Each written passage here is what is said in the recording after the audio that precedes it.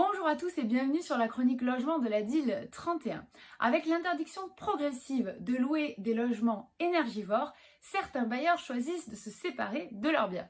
Selon une étude Meilleur Agent et Se Loger, la mise en vente de logements classés F et G aurait augmenté de 7,7% en 2021.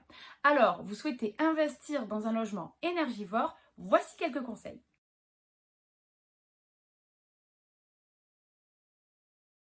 La sélection de votre logement va se faire sur l'étiquette énergétique qui figure dans le DPE. Il est obligatoire en cas de vente, mais attention à exiger un DPE nouvelle génération qui est plus fiable.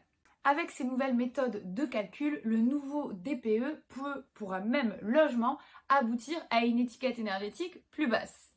Soyez donc vigilants, d'autant que les DPE ancienne génération sont toujours en circulation. Bien que ça ne soit pas dans son intérêt, le vendeur peut tout à fait refuser de prendre à sa charge un DPE nouvelle génération.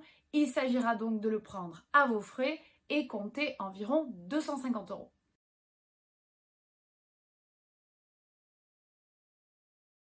Attention, lorsque le logement se situe en copropriété, vous devez au préalable obtenir l'autorisation des copropriétaires pour entreprendre des travaux qui vont toucher les parties communes ou l'aspect extérieur de l'immeuble. C'est un processus qui est long et ça va donc avoir pour effet de limiter les travaux que vous pouvez réaliser à l'intérieur du logement. Ces travaux vont en effet se limiter à, par exemple, l'isolation des murs par l'intérieur. Mais là encore, attention, si vous investissez dans un studio ou de manière générale dans une petite surface, ça va avoir pour effet de réduire la surface habitable du logement. N'hésitez pas à faire réaliser un audit énergétique qui vous renseignera sur la faisabilité du projet. Il s'agit d'un document beaucoup plus précis que le DPE et qui permettra par 2 scénarios de vous renseigner sur les travaux qui vont améliorer le confort énergétique du logement.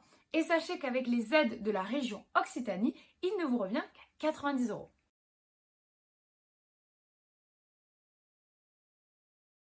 Il faut savoir qu'une rénovation énergétique est souvent coûteuse, bien qu'il existe des aides de l'État, mais leur montant va varier en fonction de vos ressources. Une fois le montant des travaux déterminé, vous allez pouvoir vérifier si le logement est au juste prix et calculer le rendement brut en divisant le loyer annuel hors charge par le prix d'acquisition, frais de travaux inclus. Si vous comptez sur vos loyers pour rembourser vos mensualités, vérifiez bien que vos revenus vous permettent de faire face aux échéances et assurez-vous bien de la solvabilité du candidat à la location.